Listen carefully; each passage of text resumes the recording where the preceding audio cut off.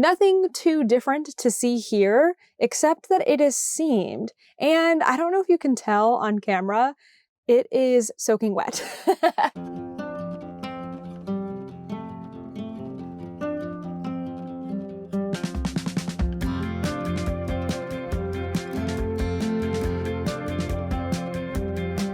Hey everyone, it's Natalie, also known as Knitty Natty. Welcome to episode 214 of the Love and Stitches podcast.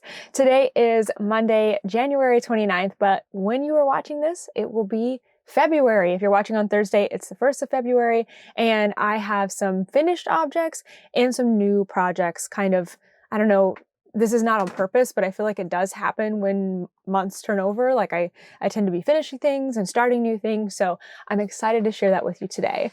I am coming to you from New Orleans, Louisiana. We've spent the last several days in Louisiana. Actually, I guess the last week in Louisiana and the last couple of days like in New Orleans in the French Quarter. But today we are at City Park.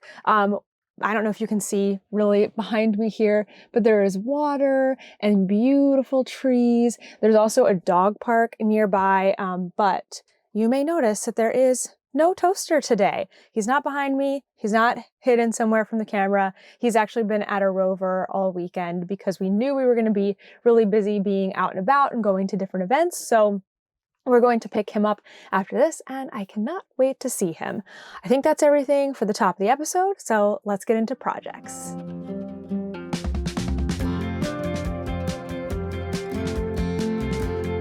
I did not consider this one finished last week because it wasn't seamed, but this is the Rhinebeck Doodle by Jamie Lomax. Nothing too different to see here, except that it is seamed. And I don't know if you can tell on camera, it is soaking wet. So I decided to block before I seamed, which is what Jamie suggests in the pattern for all of her doodles. Then I seamed it, and then I wanted to block it one more time because where I did that grafting row, you could tell, like you could see that the stitches were less even because of course it was less even. I hadn't knitted it and it hadn't been blocked, and I just wanted to smooth it out. So I wasn't sure if I was going to block it immediately or, wait for a little while or not block it again until I wore it. But we actually ended up being at a hotel, and I was blocking my next finished object that I'll show you. And I just decided to throw it into the water after I was done blocking that one, let that seam kind of get evened out, and it is still soaking wet. I just did that yesterday. And I mean, now it's double layered plus laying it flat, it's quadruple layered, so it's probably going to take another 24 hours to dry, which is just fine, but I can't show you what it looks like on, unfortunately, right now. I do have a picture where I put it on before blocking, but I'm sure it's going to look a little bit different now. So here is, it's not like soaking wet, I guess, it's still just damp, but right here, this row of burgundy, like underneath the sweater and above the hat, is where I grafted it, and I definitely am happy that I did. Or I'm sorry, this is where I grafted it. I'm happy that I blocked it because I do think it helped a lot. Like you can still tell a little bit that it bumps out, but other than that, it's looking really, really seamless. And somebody asked me last week about doing the jogless, like the jogless jog, I think is what it's called, in between the colors. And I did not do that. This is my beginning of round right here. I can tell because I can see like how that looks a little bit uneven, but I don't think, I mean, obviously these don't look quite right. This is what they're meant to look like here. The colors the stitches don't quite line up at the seam, but I don't think it made so much of a difference that it made my entire project not look super great. So I did not worry about doing the jogless jog, but that's definitely something that you could do in this pattern. Basically, it's a way to make sure that your stripes look even when you're changing colors, because knitting in the round is a spiral and not a complete circle. The first stitch and the last stitch of the round don't meet up, they kind of stack. So doing this jogless jog, you pick up a stitch. I can't remember exactly how you do it. You kind of grab like the color below and bring it up on that first or second row of color. I can't remember. And that kind of smooths things out, but I just didn't find I really needed it. Like this right here, let me see, is it that one? Yeah, this one See how it looks a little wonky? Like this side's a little higher than this side when it should look like this. I just didn't think it made, there actually you can see it really well. That's the jog. And for me, I just didn't do anything about it. It didn't bother me enough to put in the effort. Also, because of the nature of this specific one being an infinity scarf, I can put that seam on the inside and you're never gonna see it. So that also works really nicely too. Now, what I didn't show you last week is how much yarn I have left over. I just totally forgot to do that. I bought a Fangirl Fibers Doodle kit. It was the Autumn Doodle kit at Rhinebeck last year, and it came with 6 colors, 50 grams each of DK weight yarn. And you can see I still have a decent amount left of most of these colors. The only one that I don't is this one here. This one is the one that I found just contrasted the best with all of the other colors. And so I ended up using it a ton, and the other ones just didn't always play well together. So aside from the white, everything contrasted with that, but I didn't want a ton of white in my cowl. So I used a ton of this one and had to be kind of strategic towards the end. But everything else, it kind of has ended up in a similar sized ball, which I feel like means I did a pretty good job of making things even. So I don't need this yarn anymore, and I've been trying to think of what to do with it. I have in the past done scrappy projects with my fingering weight yarn, but I don't typically use a lot of DK weight yarn. So what I was thinking about for this, because I can't just hang on to things here in the van, there's limited space. I need to clear out some space. I've brought some new things in. I've done some shopping, more yarn, more projects are coming in, and all I have is this cabinet up here that you can't really see, but it's small.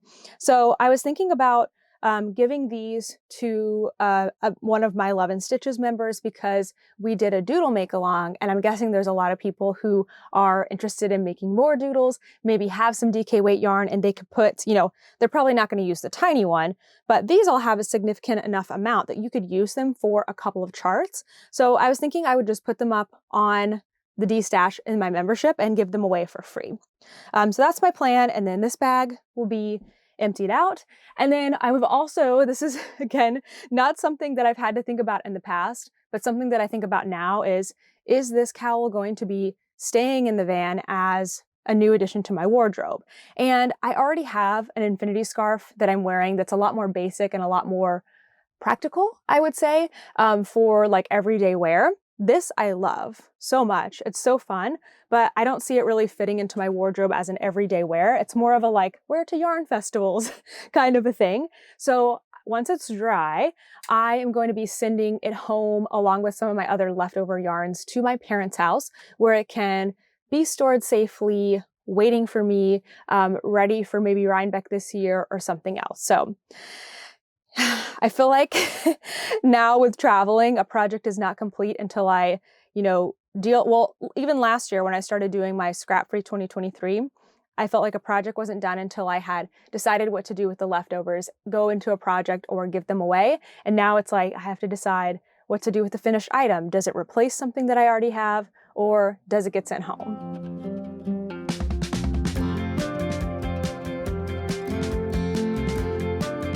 I have one more finished object for January, and they are Kent's socks, which are also blocked. I'm so proud of myself for actually getting them not only finished, but also blocking them. Again, I took advantage of being in a hotel room because we had plenty of water, plenty of space to leave something out drying, extra towels, all of those logistical things about blocking that we kind of have to be thinking ahead on and don't always work very conveniently while we're on the road.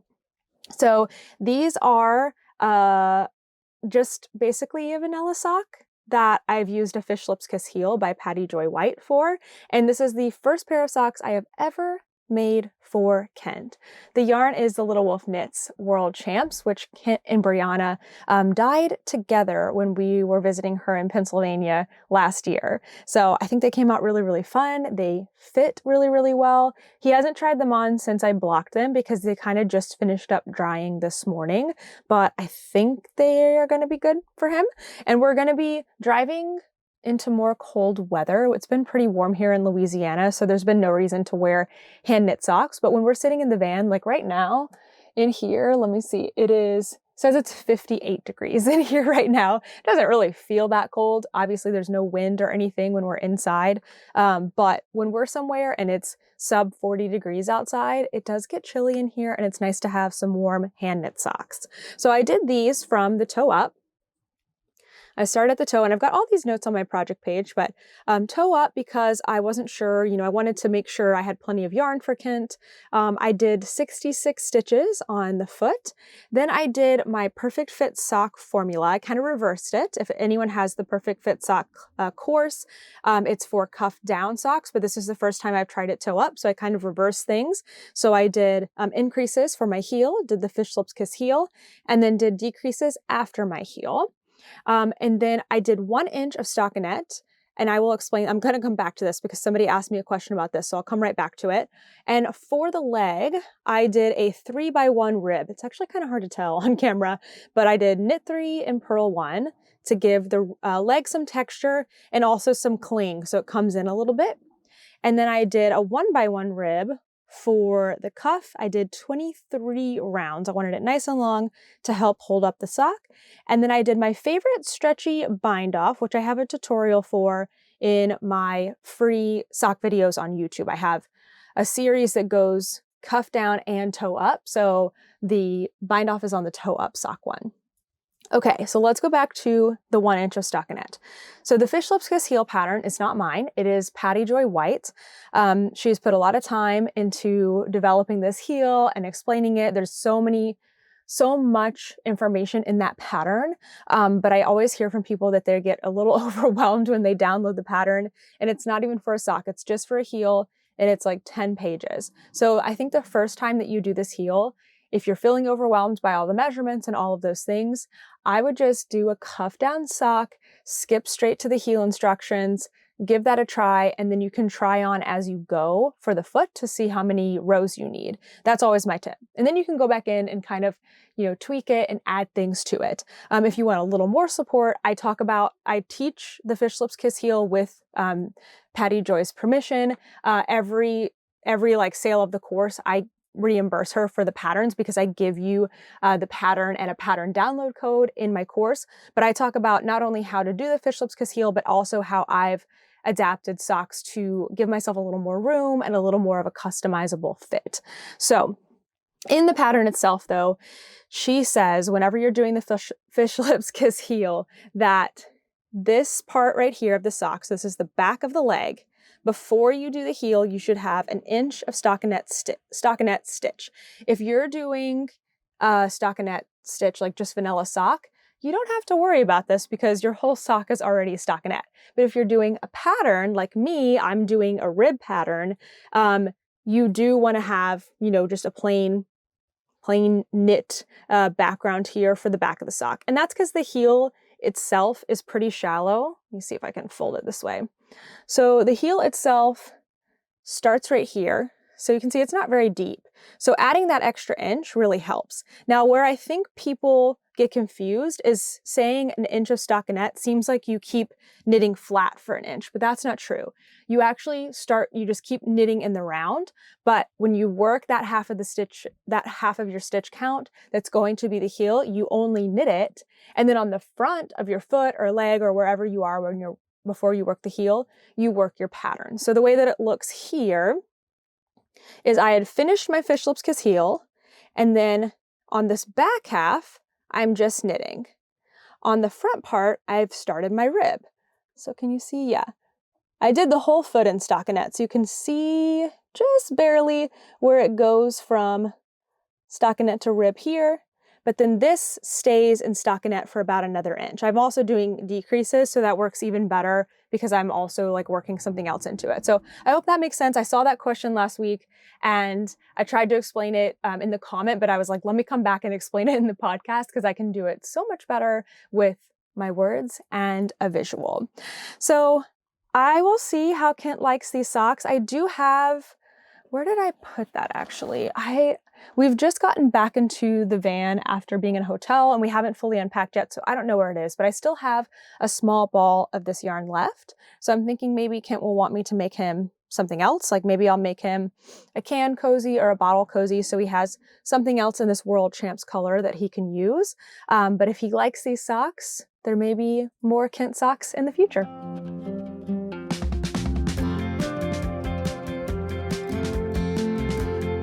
It's new project time. I've started 2 new things this week. The first one I have in one of my new project bags that I got at Paper Crane Yarns in Alabama.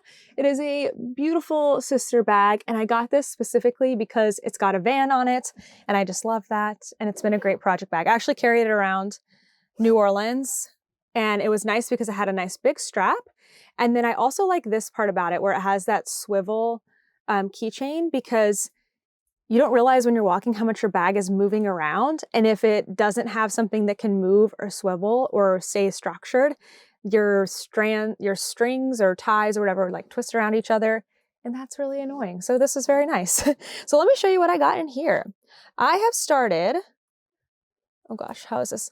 I have started a new Musselburgh hat. So I have always had this, not always, for the past couple of years, I've had this desire to make myself a matching set for the winter, a hat, gloves, and a scarf. And so I'm finally making that happen. At Rhinebeck this year, I bought this yarn.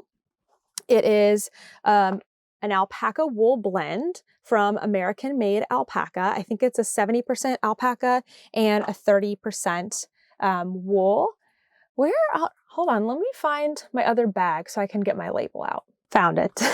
Okay, so this is from American Made Alpaca, and it is a sport weight yarn, and 70% alpaca, 30% merino, and the color I got is fawn.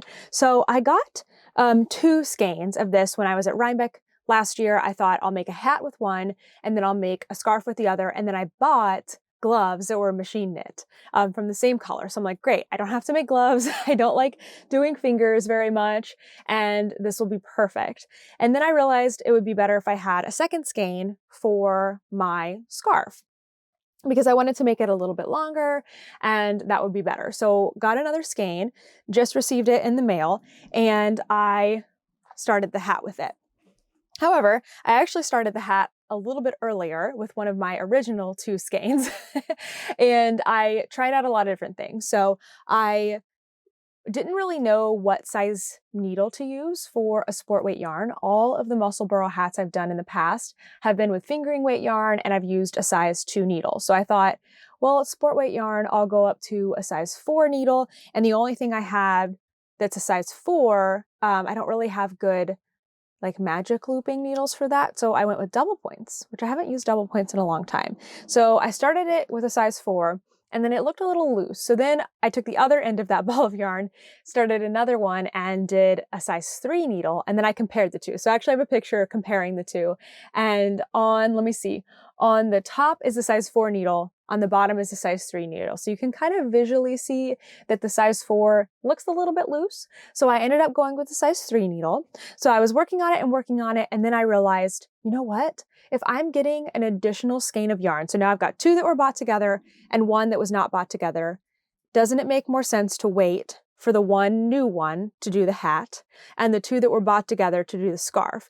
That way, the 2 that were bought together can be used together because they're going to be more similar, and then the hat can be on its own. So I ended up starting this hat like 3 different times, basically. Once with the size 4 needle, then with the size 3, then with the proper yarn. But now we're all good. Now I've got all of my yarns together and I'm ready to rock. So I've just started this hat. I just started a couple days ago, and I think I'm already ready to do, what's it called? To finish increasing and start just knitting plain. And I've really been debating if I want to buy a 16-inch circular in order to do the rest of this hat. And here are my thoughts. I feel very strongly that it's important to have the right tools to make knitting comfortable for you, whatever you can possibly afford to get, whether that means like physically being able to, get it to your house or go to get it. And then of course, like cost. And that's something that I could go do. I'm going to lots of yarn stores. I could probably find a size 4 needle pretty easily, and the cost is not relatively high most of the time. Knitting needles are probably around $15. So it's not that. I just feel like I'm being a little stubborn right now, and I don't really want to add another needle to my collection that I'm not going to use for something else, because I've worked so hard to kind of curate this knitting needle collection that fits perfectly in my beautiful pouch.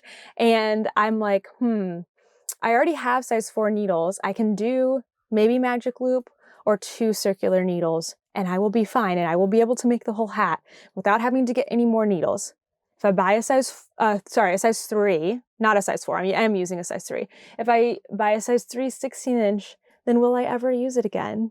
So I don't know yet. I don't know why my brain is being so stubborn about this. Do you ever feel that way when you're trying to make a decision about whether it's like knitting or something else, where you're just like, I could easily make this convenient for myself, but I am not going to do that. I'm going to make it so much harder.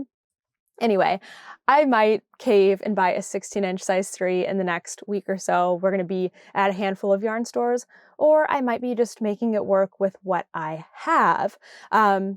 We'll see.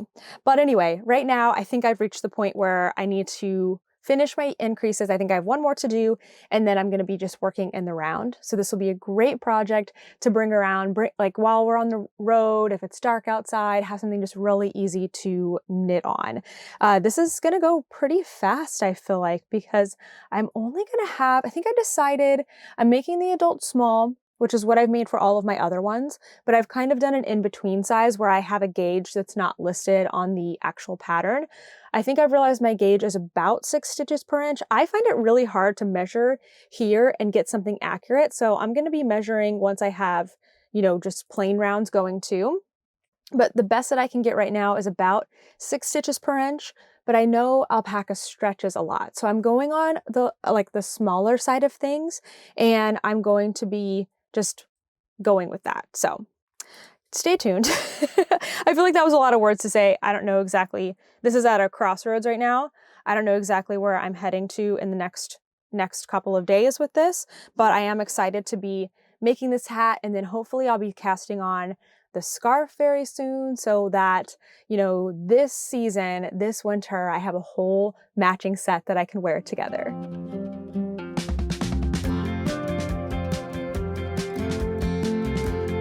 One more new project this week, but I want to talk first about the project bag, because this is another new one for my collection. Maybe when I send home my cowl, I will also be exchanging some project bags, because I can only have so many in the van at a time, and it's always just fun to change them out. Just like stitch markers, I find it kind of reinvigorates a project for me and gets me excited about it. So this project bag was made for me by a new friend, Olivia. We first met her at our Mississippi yarn store stop, which is Wool Market Fibers. And then we got to see her again in Louisiana. We stopped for coffee. Kent and I were there. She brought her daughter, and we had toaster, and we enjoyed coffee. It was so great. And then we got to see her a third time at Yarny Girl and hang out a little bit on the weekend. So that was really fun to get to see, meet somebody new, and then, get to see them so many times. It was a lot of fun. She also made us a king cake, which was so good. But she made this bag. She's really, really amazing sewist, I think is the right word. So it's got this really fun fabric on the bottom. And then she thought that I would like this book fabric, because I am a big reader. And it's so fun. It has these, some of the books have gold lettering. I don't know if you can tell, it's kind of sparkly, which is so fun. And then it's got, drawstring, and it has this handle you can carry it around in. And then it's got 2 pockets on the inside. Super great bag. Oh, and it also has a little loop if you want to, hook on your stitch markers. So anyway, I absolutely love it, and had to immediately put my new project in it, which is a sock. So this sock is the Vanilla is the New Black socks by Anae Fletcher. I think it's Anae, how you say their name. And I am doing something that I haven't done in years, and I'm trying a new heel. I don't know what kind of got into me, but when I was picking out like how to do this sock, I was just thinking, that I wanted to try something new. I wanted to do something different than the Fish Lips Kiss heel. I love the Fish Lips Kiss heel. I've been a major fan for years and years, and I was ready to try something different and just see how it worked for me. This yarn is, oh man, where are all my, oh, here it is. All my labels. This yarn is Desert Vista Dye Works, and it is the A Quart of colorway. So when I saw this on Susan's page, I had to get it. I think I ordered it in November or something. It was definitely late last year. And then I knew it would be, you know, it would be like a couple of months before it arrived, plus a little bit of an additional time because I was sending it to my parents' house, and then I would have to get it for my parents and so on. So I knew it would be a little while before I got this yarn. And I figured this would be perfect timing because the color that it's, or the name of the colorway is inspired by a book series that I was waiting for the last book from the library. And so I figured by the time my hold was up and I had that last book and I was able to read it, I'd be able to cast on these socks, and then I could knit the socks while reading the last book of the A Quart of Thorns and Roses series, and it would just be like beautifully kismet and amazing. So I started these a couple of days ago, and it ended up that this was the project I chose to take out with me on Saturday when we did Yarny Gras and like met up with friends and stuff. So I knit so much of it while not reading the book, but I didn't have any other projects to work on. So now I'm back to just knitting on this while reading the book. I'm trying to stay true to that. I don't know if there's enough reading to cover all of the knitting in the book anyway. Plus, there's always a point at night where I put the knitting down and I'm just laying there and I'm reading until I fall asleep. So it's not going to be perfect, but I figured I'd at least try to work on it, you know, simultaneously while reading and while working on this. Now, what's really cool about these colors is these are the colors of the covers of the paperback books. So I'll put a picture in here of what it looks like, the inspiration, and it matches this really, really well. It came with a kind of a golden yellow mini skein. And then I am at the point in this sock where I am about to do the heel turn. So the cool thing about this heel, I think it's called a strong heel, is that you increase on the back of the leg, right? Yeah, back of the leg. And then you stop and you work your short rows to do the heel turn, and then you join back in the round again. So my plan is to use this color for the heel turn when I'm working back and forth, and then join back together with the stripes. So because you're increasing your stitches, of course, the length of the stripes has been affected. So you can see they're a bit longer up here where I'm just working my sock, and they're a little bit shorter down here, but I don't think it's that big of a deal. It doesn't really bother me. I'm more bothered if there is like a round where you just see like one row of one of the colors, like that bothers me. So I'm going to stick with this and try it out. I'll let you know. That's what the designer suggested, is using a contrast color for the heel turn. So I'm just about there, and I'm excited to see how that goes. But so far, these socks have been flying. I mean, I have been knitting a lot this week. I started and finished Kent's second sock, and I started this sock, and I'm already halfway through. So I've been feeling like I've been getting a lot of knitting done, and I'm very proud of that.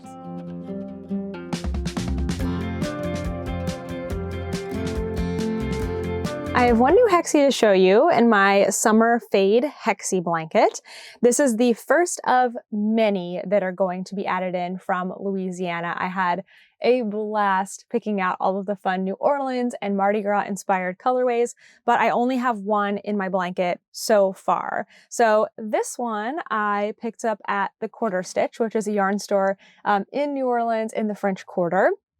And it is a Louisiana-based yarn dyer. They're in Covington, Louisiana, called Cattails Yarn. And this colorway is dyed exclusively for, hold on, let me fold it this way, exclusively for the store. And it's called Bourbon Street. And so there was a couple of different New Orleans and Mardi Gras inspired colorways dyed just for the Quarter Stitch. So I kind of had to pick, you know, which one is going to be, you know, the one that I want to put in from this store because I knew I was going to get a lot of other Mardi Gras yarns potentially. I did this on Friday and Yarny Gras was on Saturday. So I was like, okay, what am I gonna see at Yarny Gras? I don't want it to be the same. So this ended up being great because Cattails yarn was not vending at Yarny Gras. So I was able to get so many different New Orleans dyers and, you know, share the love among everyone, which was really fun. So here is what the yarn looks like. It's a beautiful gray base with really fun, like bright neon green and yellow, some like deeper oranges and a little bit of kind of a raspberry color, really pretty colorway. It turned out so nicely. Am I showing you the right side? It turned out really nicely here in my blanket. So it's sitting right next to a king cake colorway from Mississippi. Then we've got Bourbon Street, and then just wait until you see what's going to be going into my blanket. I'm not going to go through all of these because I actually share it in my Yarny Gras video. I go into detail on all of these, but just look at what, oh wait, that one's not going in, not a surprise. Look at what's coming up. So many amazing, fun, bright colors. I've got mini skeins. I've just got all kinds of things. I mean, I'm probably going to have, that's not even it. There's more in here. I think I'm going to have 12 Louisiana colors. I mean, this blanket is going to be massive. So if you want to see all of these ones in detail, I'm showing like, you know, the shops and the names and everything like that. Definitely check out the Yarny Gras video from Tuesday.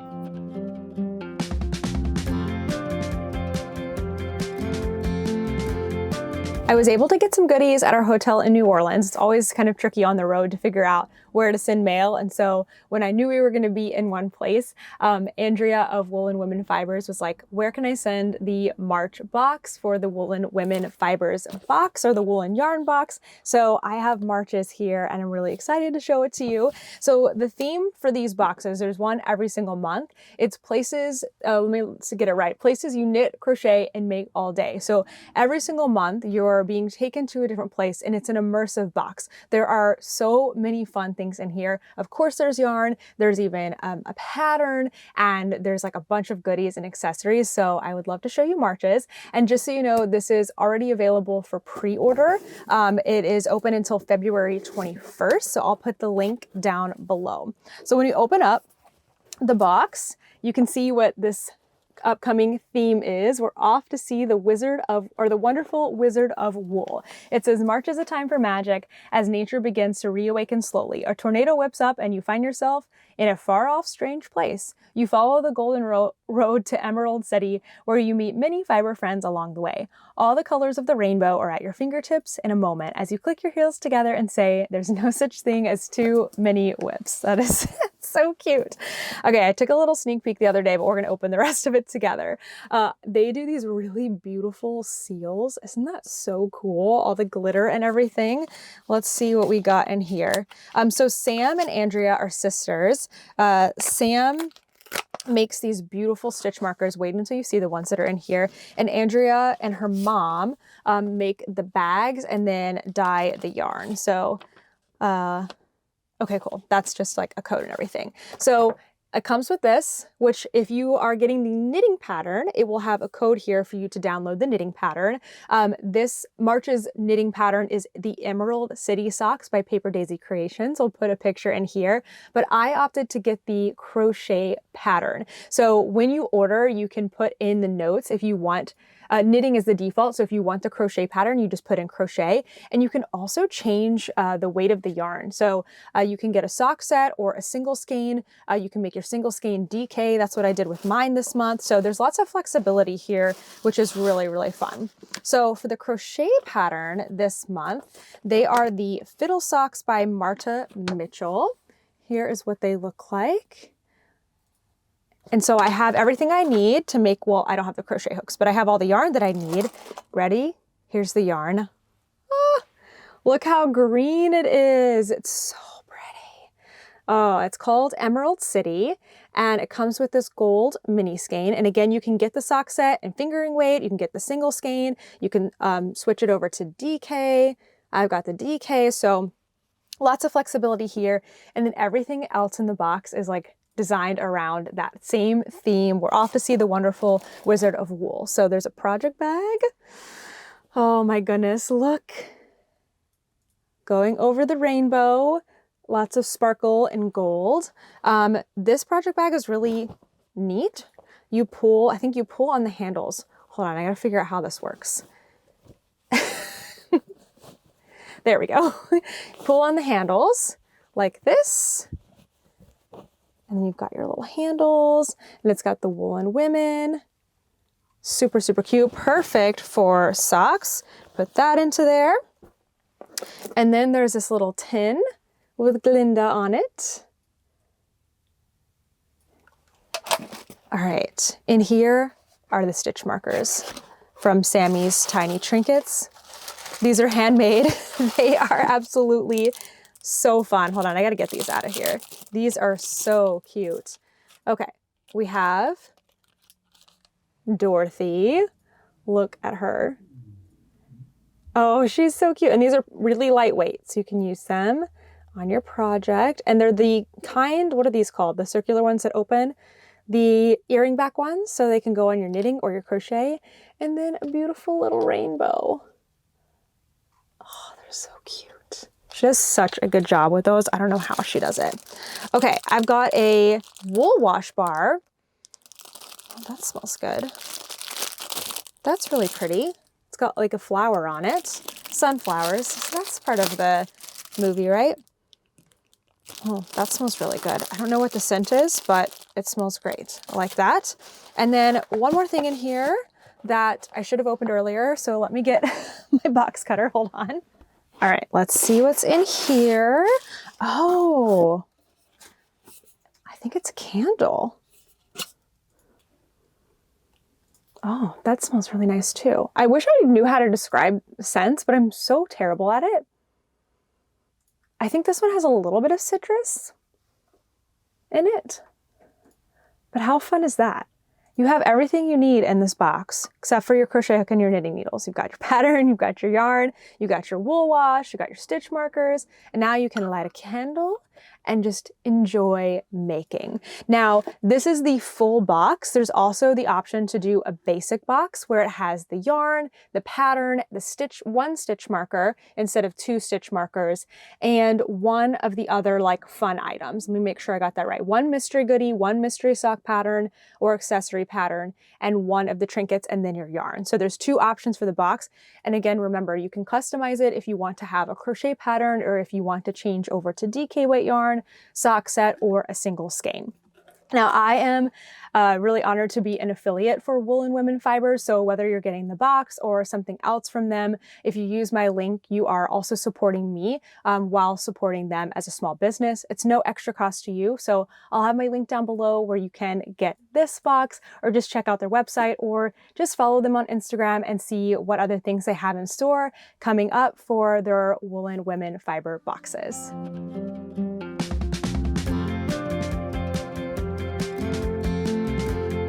This week, we spent our time in Louisiana, specifically in New Orleans. We first started out at a campground kind of outside of the city, and it rained the entire time we were there. I don't think we've ever stayed somewhere where it just rained the whole time. Every time you stepped out of the car, like my feet got wet, the floor of the bathroom was wet. It was kind of a icky experience, and it wasn't really to their fault at all. Like for the campground, it would have been such a beautiful place to be, except that it didn't stop raining for 3 days. So we were super grateful when we had finished our time at the campground and we were going to our hotel. We planned to get a hotel while we were in New Orleans because originally we were going to meet up with some friends. So we wanted to, save that time to spend with them. We wanted to be right where we needed to be, not have to worry about the van. We also boarded Toaster so we wouldn't have to worry about Toaster, so he could have, all the attention, somebody that's working from home, another dog to play with, a yard to play in. So we had all of that kind of set up when our friends weren't able to come, and we were like, well, let's just go ahead and still go and enjoy New Orleans and kind of have it as a time to ourselves. And it ended up being such a great time. We had so much fun. I'm going to show you, we did like a mini vlog on Sunday when we were there, but we had lots of different experiences with food and all of that. So I'm going to try to capture it as best as I can. So please enjoy.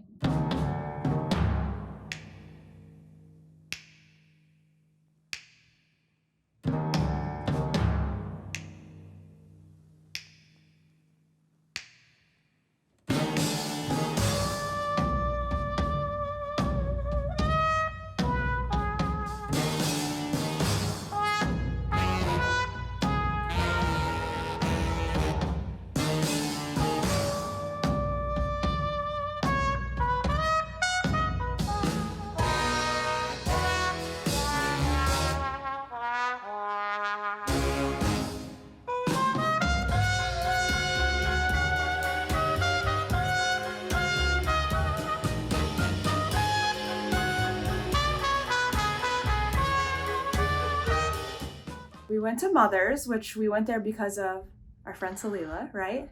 Mm-hmm. And they have like a lot of breakfast stuff. They have breakfast all day, but they also have other things. So kind of a diner. But we got ours to go because my favorite thing to do is eat breakfast in bed. We each got a homemade biscuit, which comes with butter and jelly. And then Kent got an omelet with a bunch of different omelets. And his is like crawfish etouffee with cheese grits. Looks so good, Kent. Set yours over here. And then I got the breakfast special, which is like a combo plate. You could get eggs any way you like them, grits, and a meat, and then a biscuit or toast.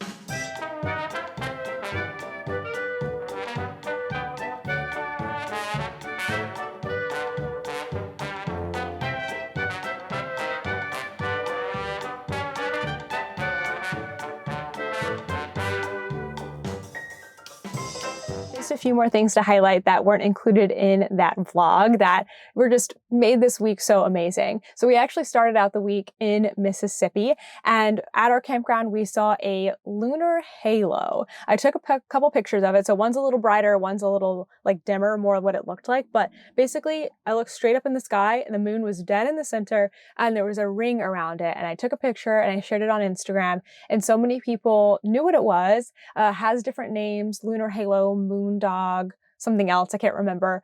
But it was a really cool thing to see, and we saw it so perfectly. It almost looked like there was like a dome around us. It was super, super cool. So that was a highlight for sure, to see something that happens often, but not always that you can see it so well. Another highlight for this week was meeting my new friend Olivia at the coffee shop. We had such a good time there. She brought us the king cake. So we had our first and only homemade king cake that we've ever had, and it was absolutely delicious. We nearly ate the entire thing in a couple of days. So it was super, super good.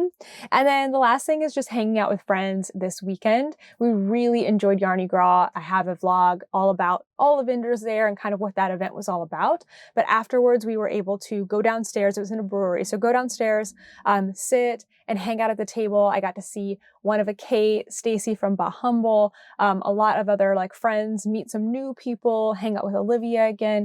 It was just a really, really good time. And we probably sat there for a couple of hours, which was really great.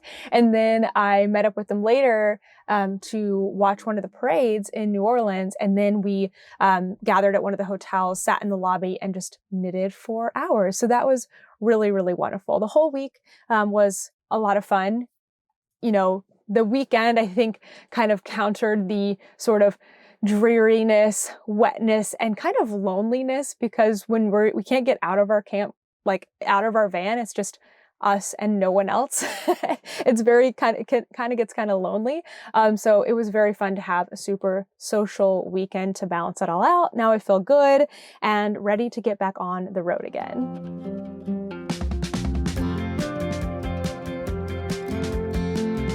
So I lied a little bit last week, and I thought I was going to be doing the planning my wardrobe video for this Tuesday, and I had totally forgotten that we were going to be doing Yarny Gras and trying to get that one out as fast as possible, because any of the yarns and goodies and things that were left over are going up onto those vendors' websites right now. So if you see something you like, this will be the best opportunity to grab that. So this week's newest video is Yarny Gras. Again, it was such a fun event, and I'm showing all of my goodies plus all of the booths there and so much more detail. Every single vendor aside from one is actually in New Orleans, or in Louisiana, not New Orleans. Some are in Baton Rouge or different areas.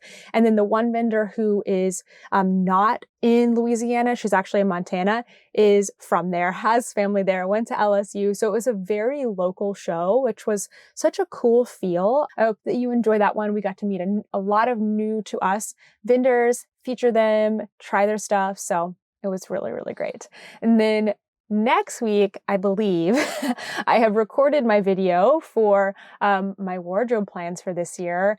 If you like project planning and you like seeing patterns, I'm talking a lot about that in this video. So I think that will be the one we'll have for the next week. We've got several yarn store tours on deck and ready to go too. So we're just going to have so much stuff to share with you. It's hard to decide like what order to do it all in.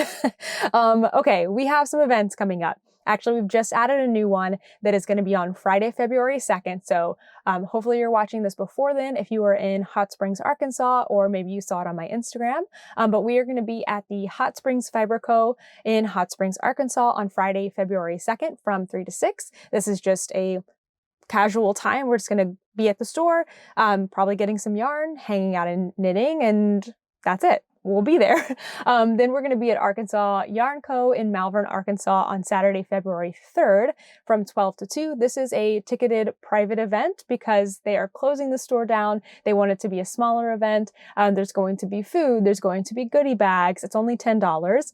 So if there's any tickets left available, I will put the link down below. So if you're in Arkansas, I hope to see you at one of those. If not in Jonesboro, that will have already passed by the time this podcast goes up, but hopefully we got to see you in one of those 3 places.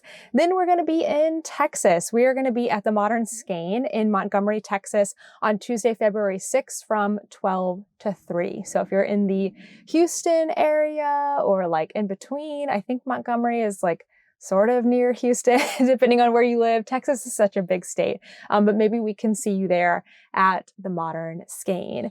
And then that's everything I know as far as in-person events for right now. But if you got the Greatest Yarny Adventure, I have that right up here. Let me see. Let me see if it's within arm's reach. It is.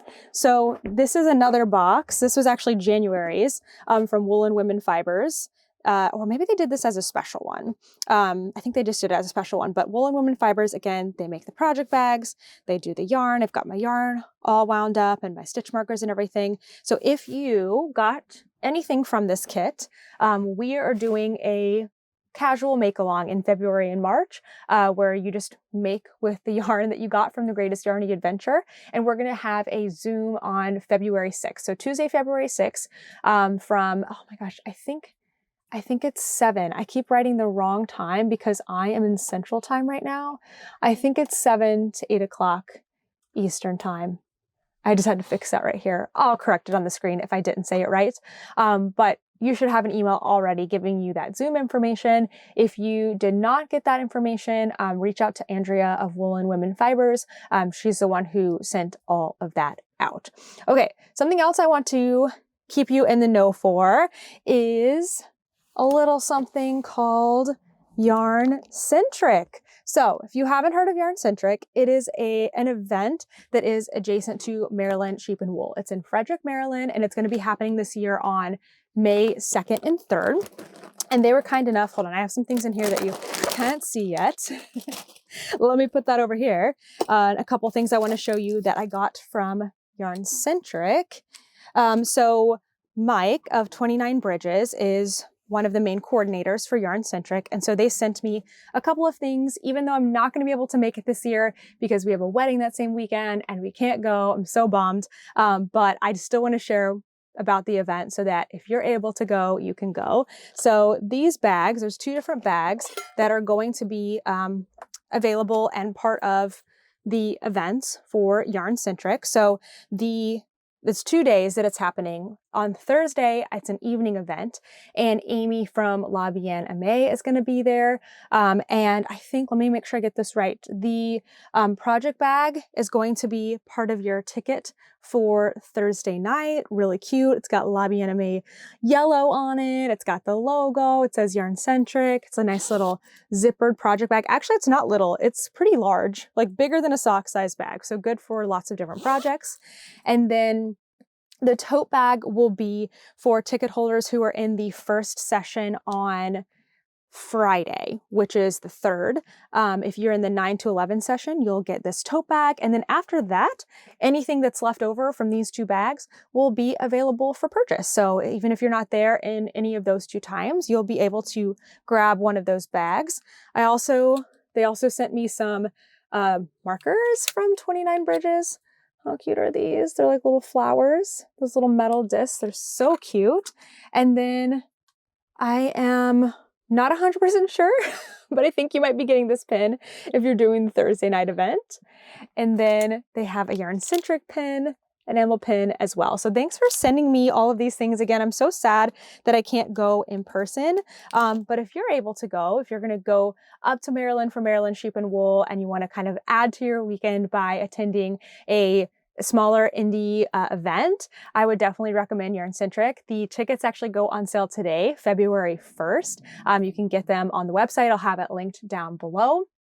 And I'm assuming they probably go kind of fast. I'm guessing the Thursday night event will go pretty fast. And then on Friday, it appears that there are ticketed time slots that you can purchase. And I think there's going to be like 30 vendors there. So it should be a really, really great event. So look out for that. Hopefully we will be at Yarn Centric in 2025. That's everything for this episode. I'm really enjoying our time right now because it feels like we are planning at least a little bit ahead, sometimes only a week ahead, but we kind of know like where we're going to be, which means we're getting to meet so many new people. Hopefully we get to meet you at some point when we are on the road. It's been such a pleasure to get to do that. So yeah, it's just been really, really good. Anyway, that's all I got for today. Thank you so much for watching, and I will see you in the next one. Bye.